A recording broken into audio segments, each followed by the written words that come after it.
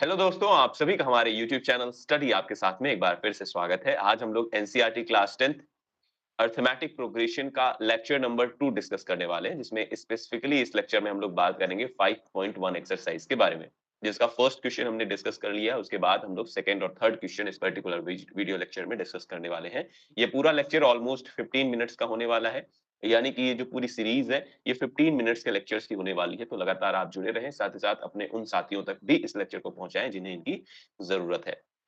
तो चलिए बात करते हैं हमारी सेकंड क्वेश्चन की, और जल्दी से बुक पर आते हैं बिना टाइम वेस्ट किए।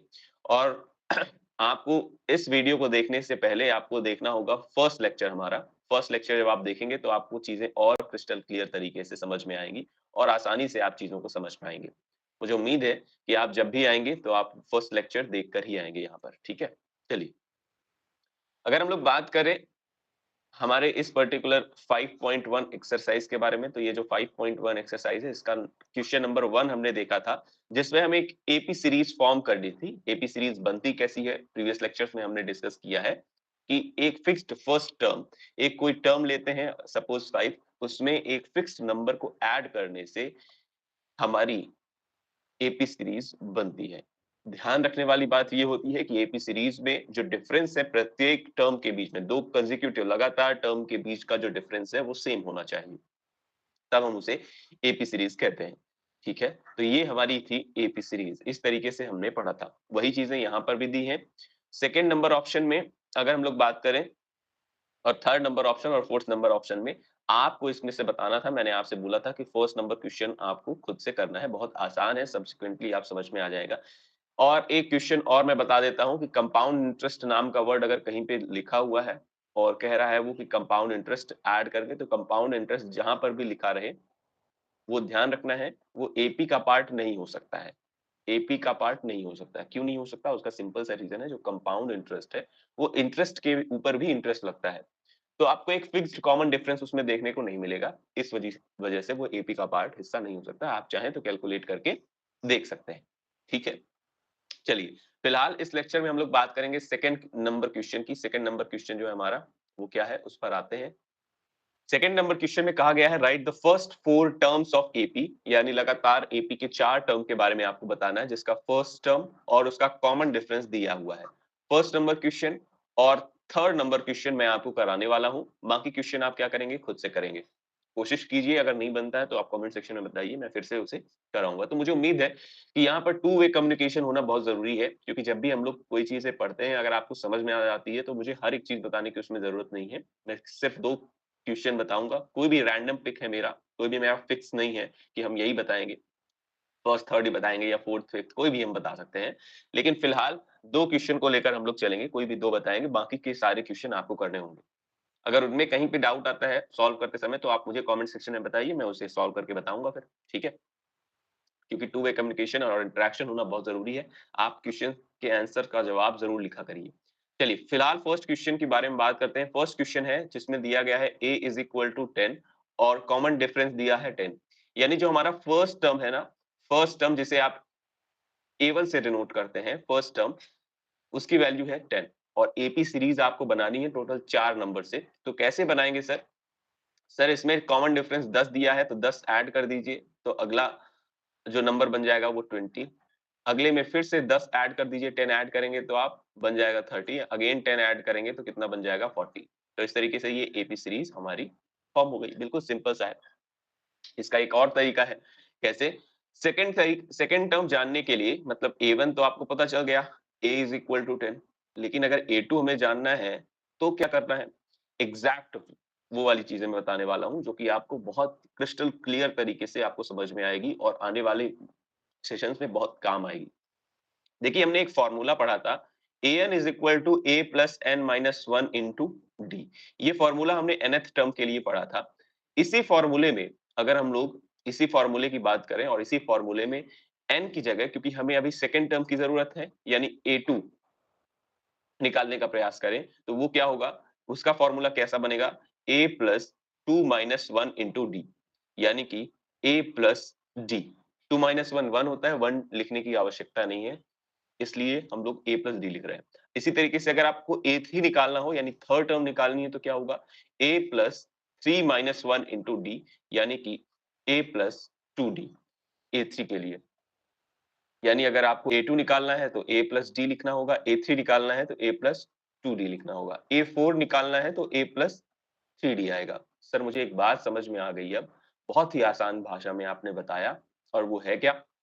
वो ये है कि अगर आपसे अब पूछ लिया जाए A 17th टर्म क्या होगी, तो आप सिंपली A प्लस 16D तो लिख पाएंगे। सर कैसे लिख पाएंगे? देखिए, ध्यान से देखिए, यहाँ पर 2 लिखा है तो एक कम नंबर D में है, यहाँ पर 3 लिखा है तो एक कम करके यहाँ पर 2 लिखा हुआ है, यहाँ पर A4 है, एक कम करके 3 लिखा हुआ है। उसी तरीके से अगर 17 है तो एक कम करके यहाँ पर 16 लिखा होना चाहिए। यानी कि आपको पता चल गया, अब डायरेक्ट आप निकाल सकते हैं। ये तो आपने सारी चीजें फॉर्मूले से निकाली है, तो बार-बार फॉर्मूला पुट करने की भी जरूरत नहीं पड़ेगी। हालांकि आपको लिखना पड़ेगा, जब आप सॉल्व करते हैं क्वेश्चन तब आपको फॉर्मूले लिखने पड़ेंगे, लेकिन एटलीस्ट आपके ऑब्जेक्टिव वाले क्वेश्चंस में स्पेशली या एमसीक्यूज जिसमें आते हैं, उन सभी में आपको ये सब लिखने की जरूरत नहीं है। आपसे डायरेक्ट अगर पूछे ए 48th टर्म क्या होगी, तो आपको डायरेक्ट लिखना है ए प्लस 47D, ए प्लस 47D, सिर्फ इस पे वैल्यू पुट करनी है ए और डी की।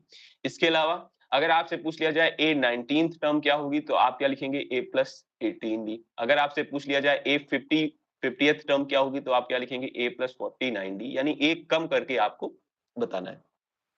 यानी कि अब आपसे एपी सीरीज का कोई भी टर्म पूछ लिया जाए, कोई भी टर्म, यानी A7 पूछ लिया जाए तो आप क्या बताओगे? सर A प्लस 6D होता है। अगर आपसे A8 टर्म पूछ लिया जाए तो आप क्या बताओगे? A प्लस 7D होता है। सर मुझे एक बात समझ में आ गई है, एपी सीरीज का अगर आपको कोई भी टर्म जानना है तो उसका सिंपल सा फंडा क्या है, वो ये है कि अगर आप मुझसे कुछ भी पूछिए, मैं आपको तुरंत जवाब देने के लिए तैयार हूं। अगर आपसे पूछ लिया जाए, थोड़ा सा और पूछते हैं, अगर आपसे पूछ लिया जाए ए 15th टर्म क्या होगी, तो आपको बताना है ए प्लस 14D। सर इसका बहुत यूज होने वाला है, आपको पता नहीं होगा। जिनको ये पता है वो बहुत आसानी से सारे ऑब्जेक्टिव्स को क्रैक कर सकते हैं, यकीन मानिए आपको बहुत मजा आने वाला है। और डायरेक्ट हम वैल्यू रखना भी सिखाएंगे, ठीक है? मैं सिखाऊंगा, कोशिश करूंगा कि आपसे वो बनने लगे, ठीक है? चलिए, फिलहाल हमें निकालना था क्या? फिलहाल हमें निकालना था यहाँ पर वैल्यू, और देखिए कैसे निकालते हैं। हमें ये पता चल गया, अब a की वैल्यू हमें ऑलरेडी पता है। आते हैं फर्स्ट नंबर क्वेश्चन में, a की वैल्यू हमें ऑलरेडी पता है 10 है, तो 10 प्लस d की वैल्यू भी पता है 10, तो अगला टर्म क्या होगा? 20। देखिए वही चीजें यहाँ पर भी है। कैलकुलेशन किस तरीके से लिखना है, कॉपी में आंसर किस तरीके से लिखना है, वो यहाँ पर बताया जा रहा है, ठीक है? तो आपको लिखना इस तरीके से है। इसके अलावा थर्ड टर्म में क्या होगा, तो a की वैल्यू 10 है, 2 इंटू 10 इज इक्वल टू कितना होगा? 30। और इसी तरीके से, हाँ ये सर्कल वगैरह नहीं करना है, कुछ लोग डायरेक्ट सब अलग ही टाइप के गजनी इंसान होते हैं, वो सर्कल भी फॉलो कर लेते हैं, है ना? तो गजनी नहीं बनना है, आराम से चीजों को देखते हुए चलना है और आपको चीजें समझ में आ जाएंगी। तो इस तरीके से हमारी एपी फॉर्म हो गई। आप लिखेंगे एपी इज 10, 20, 30 और 40। तो ये चार टर्म आपको मिल गए, ठीक है? इसी तरीके से जो हमारा सेकंड नंबर क्वेश्चन है, सेकंड नंबर क्वेश्चन को आपको करना है, सेम है, मैं सेकेंडरी बता देता हूँ। सेकंड नंबर क्वेश्चन क्या है? सेकंड नंबर क्वेश्चन है a इज इक्वल टू 2 और d is equal to 0। a is equal to 2, d is equal to 0। ये तो बहुत सिंपल है, कुछ ज्यादा ही सिंपल हो गया। आप बोलोगे सब सिंपल सिंपल बता रहे हैं, मैं थर्ड ही बताता हूँ। थर्ड है a is equal to 4, d is equal to -3, ठीक है? इसमें क्या होगा, हमें फिर से पता है a1 यानी फर्स्ट टर्म, हमें टोटल चार टर्म निकालनी है, a3 और a4। हर बार की वैल्यू हमें पता चल गई है। a1 is equal to a यानी कि 4 आएगा, a2 इज इक्वल टू क्या होगा? a प्लस डी यानी कि 4, 4 प्लस -3 इज इक्वल टू क्या आएगा? 1। इसके अलावा a3 निकालना है तो a प्लस 2d करना होगा। a प्लस 2d हमने किया तो a की वैल्यू 4 है, फिर 2 इंटू डी की वैल्यू है -3 यानी कि 4 -6 इज इक्वल टू -2। इसके अलावा a+3d, a4 की वैल्यू क्या होती है? a+3d is equal to 4, 4 plus 3 into d की वैल्यू है -3 इज इक्वल टू आ जाएगा 4 -9, और इसकी वैल्यू आ जाएगी -5।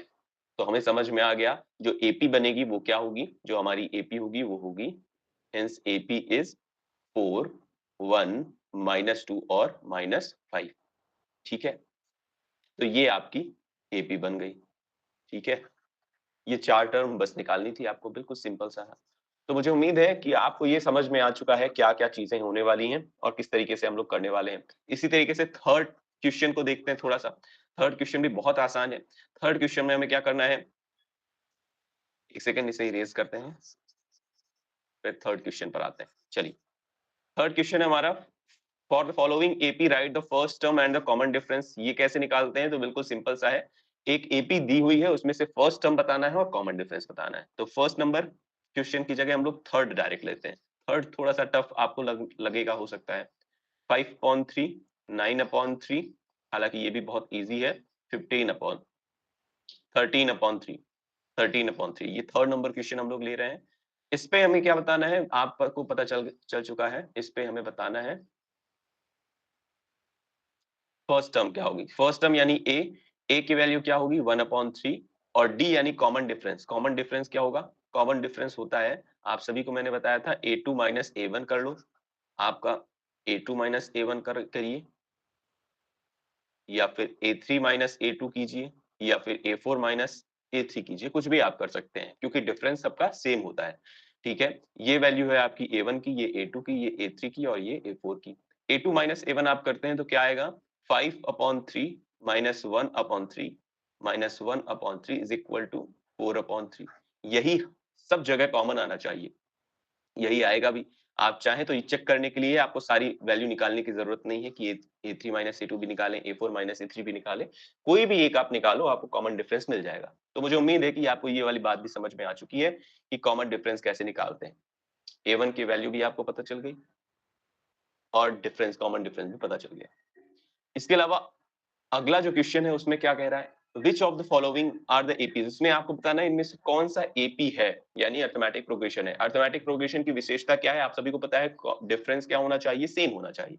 इफ दे फॉर्म एपी, अगर वो एपी फॉर्म करते हैं तो फाइंड करना है आपको कॉमन डिफरेंस और 3 और टर्म फाइंड करनी है। बिल्कुल आसान है, सेम इसी तरीके से है। अगर मान लेते हैं इनमें देखना है कि कौन सा एपी फॉर्म कर रहा है इन सभी क्वेश्चंस में, अगर वो एपी फॉर्म करता है तो आपको कॉमन डिफरेंस और 3 और टर्म बतानी है। इस क्वेश्चन को आप बताएंगे मुझे कमेंट सेक्शन में करके। कैसे बताएंगे, सर मुझसे फोर्थ नंबर ऑप्शन 5.1 का फोर्थ ऑप्शन बन गया है। आपको सिर्फ इतना बताना है, अगर आपसे बन जाता है तो ठीक है, अगर इसमें से कोई भी क्वेश्चन नहीं बनता है तो आपको क्या लिखना है, 5.1 का फोर्थ का कौन सा नंबर नहीं बना है वो आप लिखेंगे, तो मुझे समझ में आ जाएगा ये प्रश्न मुझे अगले सेशन में बताना है। मुझे उम्मीद है कि सर सारा सेशन आपको समझ में आया होगा। हम लोग इसी तरीके से आगे भी कंटिन्यू करेंगे। ठीक है, तो फिर से मिलेंगे अपने नेक्स्ट लेक्चर में। तब तक के लिए आप सभी अपना ख्याल रखिए और सबसे इंपॉर्टेंट बात है, मुस्कुराते रहिए। साथ ही साथ इस सेशन को अपने सभी साथियों तक पहुंचाने का प्रयास कीजिए। ठीक है, thank you, tata, bye bye.